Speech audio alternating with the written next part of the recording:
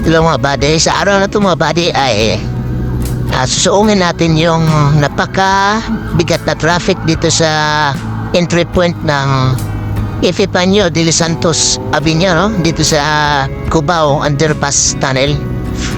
So, samahan niyo ako ngayon mga buddy.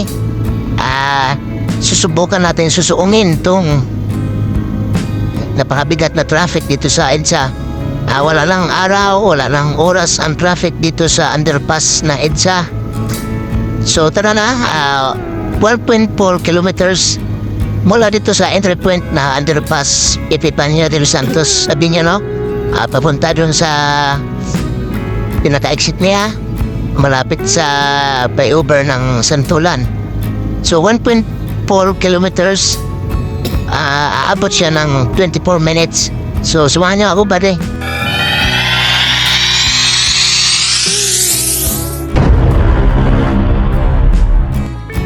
So, andito tayo ngayon sa southbound Cubao Tunnel mga buddy, no? Dito sa Epifanio de los Santos Avenue sa Cubao Underpass Tunnel. So, papunta tayo ngayon ng TAF. Umagang-umaga pa. Napaka-traffic na. Tukod na masyado yung traffic. So, sa video na to mga buddy ay walang putol to. Mula sa entry point, papunta dun sa pinaka-exit, malapit sa flyover na Santulan. At mabot siya ng 24 minutes.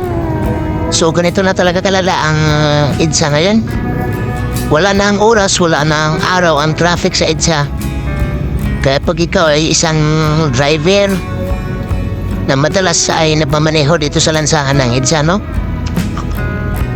Ito ang sakripisyo mo pag ikaw ay nagmamaneho dito.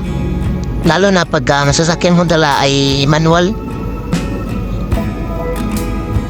So, sa oras na ito mga buddy ay alas 8 ng umaga. At dito naman ay nakikita niya naman na ang usad ng traffic ay napakabagal. Tukod na tukod. So, nakikita ko yung mga riders, no, na tumatabi sa atin, sumisingit. Kaya ang ginawa ko ay gumagilid ako bandang sa kanan para makadaan sila dito sa may gitna. Dahil mga buddy ay isa din akong rider, no, na katulad sa kanila na pag ganitong senaryo sa EDSA na sobrang traffic ay kailangan din talaga sumingit. Kahit dandahan man lang ay makakausad. Hindi katulad sa 4 wheels katulad ng dinadala kong sakayon. Ay napaka bagal pagsusundin po ito. Ito na po talaga ang estado ng EDSA ngayon, no? Wala na ang oras, wala na ang araw ang traffic. Lalong-lalo na dito sa Cubao, southbound. At pagka magawi tayo dito sa lansangan ng EDSA, no, kailangan mo rin talaga ng tiyaga at mahabang pasyensya.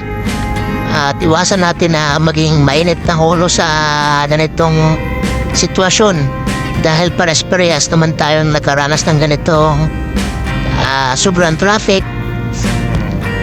Halos lahat naman ito na gumagamit sa lansangan ay may mga obligasyon na pinupuntahan, no?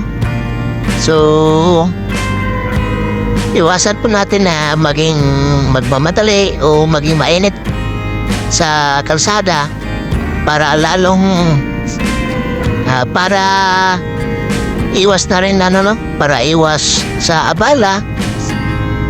Dahil may mga senaryo din kasi na sobrang traffic lang meron pang mga nagkakasagutan, nagkakasingitan hanggang nagkagit-gitan. So lalong lumala yung traffic dahil hindi na magkakausad dahil sa init ng ulo. Umabot sa nagkasagutan at nagkabit-gitan. Kaya pagka meron kayong mapasok o may mga lakad kayo, no? Kailangan na rin talaga na doble advance na oras na ilalaan natin kapag dito tayo sa EDSA dadaan.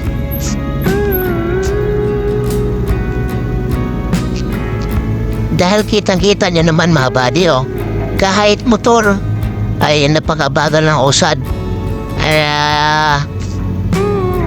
Yan sila kahit papaano ay nararasingit. So tayo mga naka-four wheels, wag naman nating initan yung mga nakamotor dahil mga sumbisingit sila.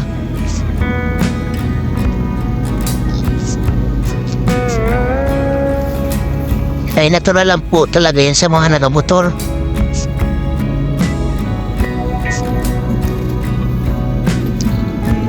Basta hindi lang sila nakaka-agrobyado ng mga ibang motorista o mga naka-four wheels. Yung biglang magkakat sa harapan mo. Pero karamihan sa mga nagmumotor naman ngayon ay alam na nila o marunong na sila makisama dun sa mga naka-four wheels, no? Mga private vehicle na nasa panganahang lansangan.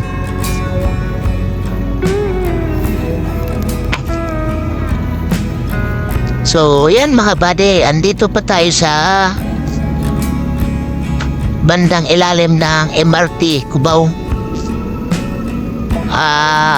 Paahon na tayo, no? Galing sa tunnel. So nasa kalagitnaan pa lang tayo. Ganito ka sobrang traffic dito sa Cubao.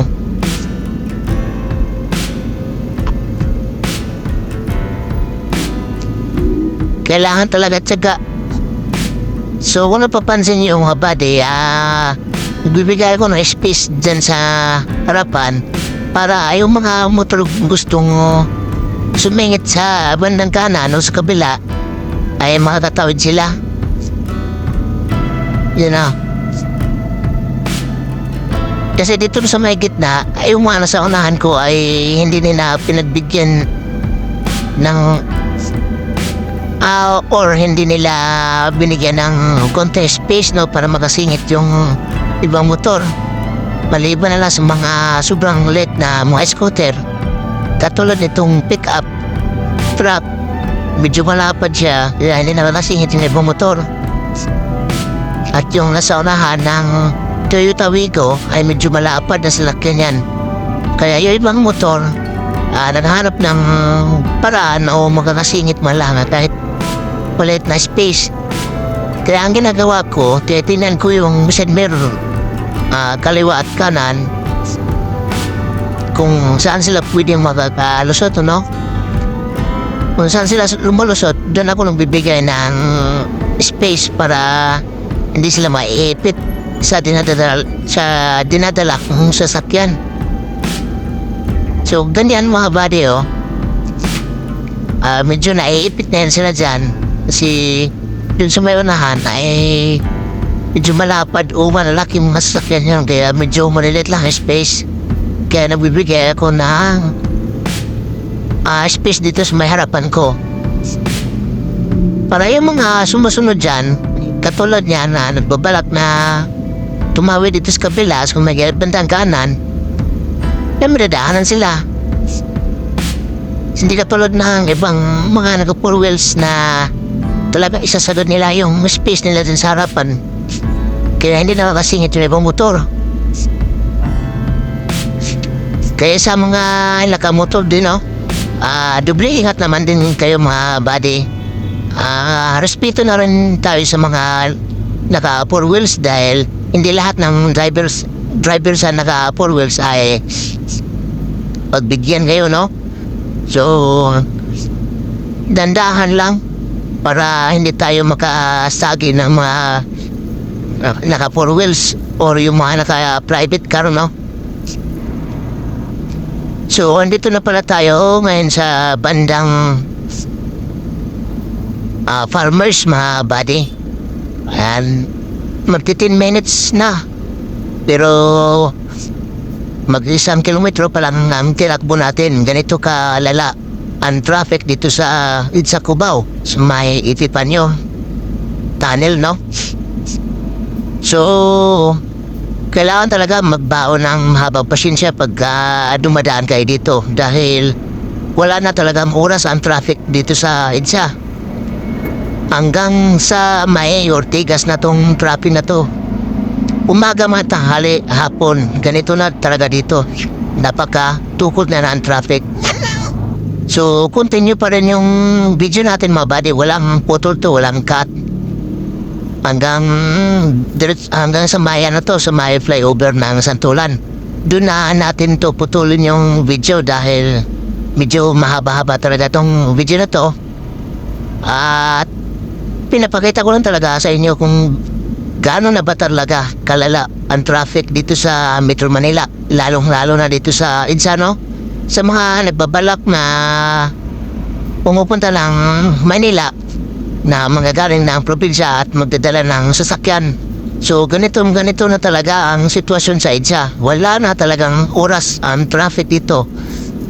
Kung nagbabalak kayo na pumunta ng Manila, siguro mas maganda iiwan na lang yung sasakyan nyo at mag-train na lang kayo or mag-bus. Napaka-komportable naman ngayon sa biyahe ng bus, no? Dahil may sarili ng linya.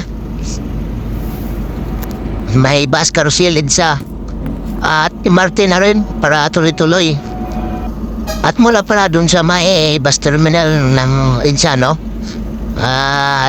Tininan ko sa Google Map hanggang sa may entry point ng flyover papunta ng Santulan.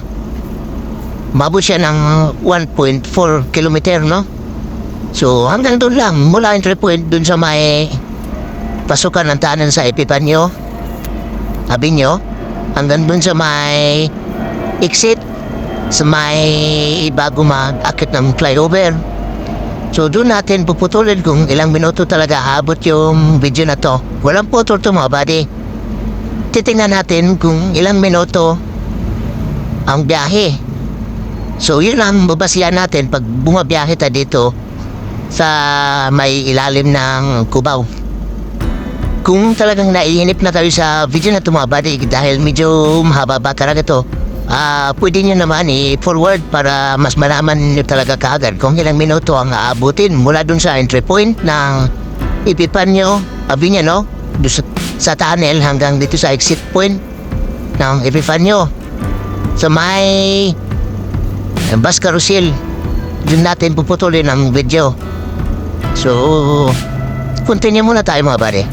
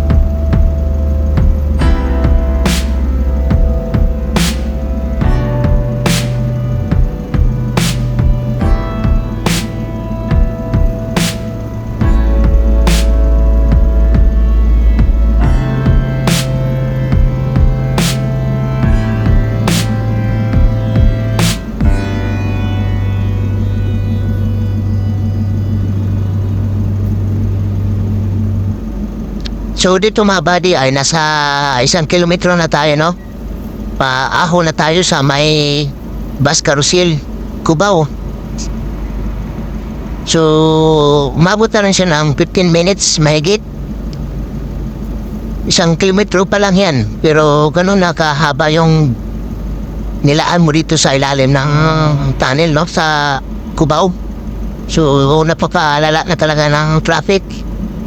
At, yun na nga. Pagka dumadaan tayo dito, kailangan talaga magdala ng mahabang pasyensya. At huwag masyadong mainit at huwag masyadong mainit ang ulo para iwas tayo sa bala bawat isa, no? At sa mga rider naman, no, mga buddy, pagka hindi kayo mapagbigyan sa mga ibang naka 4 wheels, huwag naman pilitin para hindi naman kayo makasabit o makasagri ng mga private car, no? Dahil yun ang nga sabi ko, hindi lahat ng driver ng naka 4 wheels ay pagbigyan kayo. Dahil yung ibang mga driver ay medyo mainit talaga ang tingin nila sa mga naka-rider o mga rider. At sa mga kapwa ko naman driver ng mga naka 4 wheels, no? Kahit paano bigyan naman natin ng konting space lang yung mga naka-motor. Dahil yung mga yan, katulad nito, sobrang traffic talaga, sobrang tukod ng traffic. Talagang sisingit yung mga nakamotor. So, kaya pagbigyan natin ng konting space para kahit paano makalusot sila at tuloy-tuloy yung pagdaan nila, no?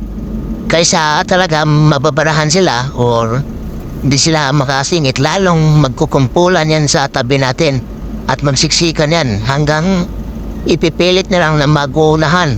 Kaya doon mag-uumpisa yung gitgitan at init ng ulo. Dahil kung maiipit yung mga yan, ayun na nga, magkukumpulan na hanggang mag-uunahan, ano? So, pagka may konting space naman, pagbigyan na lang natin. Dahil katulad nito, napaka-traffic talaga. At hindi naman din tayo makakausad. So, pagbigyan na lang natin yung mga rider, no? O mga nakamotor. Dahil yung mga yan, pagka magsiksika na yan, mag-uunahan na yan hanggang magkakat na yan sa harapan natin. Hanggang problema na rin natin kung yung iba makakasagi. Siyempre, usap-usap hanggang tumagal, lalong-lalo na abala. Lalong-lalo na bumigat yung traffic pagka ganon. So, bigayan lang tayo mga buddy, no? Bigayan lang tayo. At sa mga rider naman, konting respeto na lang sa mga naka 4 wheels din, no? Sa mga naka private. Dahil hindi mo maiwasan na mga naka 4 wheels ay medyo mainit din ang ulo nila sa mga nakamotor.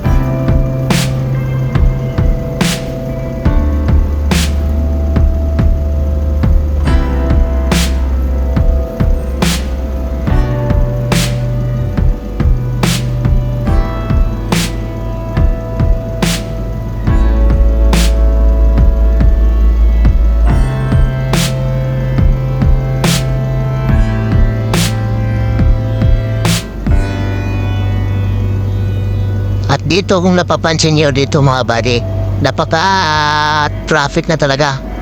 Dahil imbodo kasi dito ang lugar na to. Oo, barado dito dahil nagsalubong yung mga sasakyan galing sa ilalim at galing sa taas, no? Galing sa farmers at galing sa tunnel.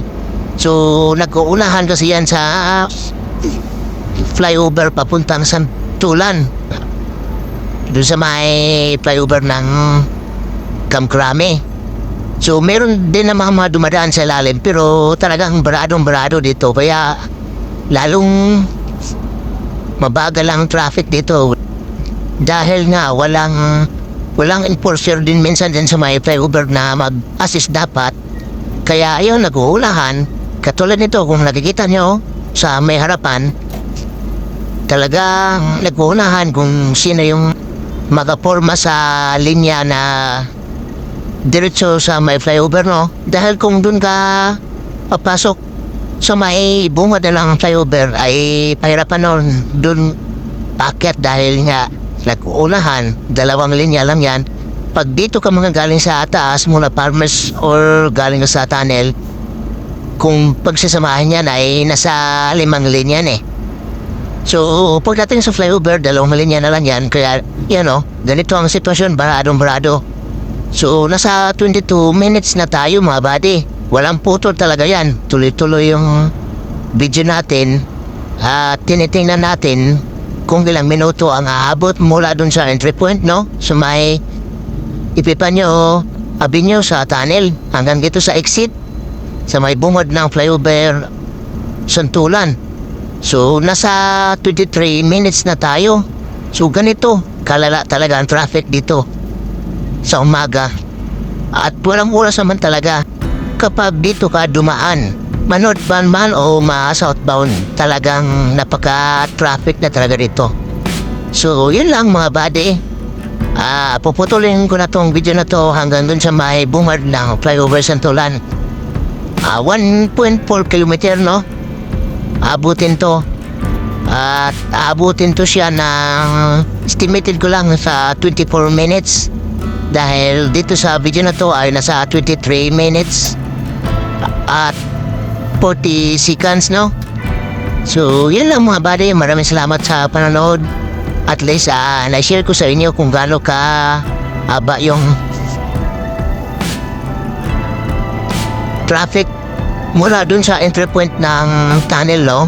Entry point ng tunnel hanggang dito sa flyover.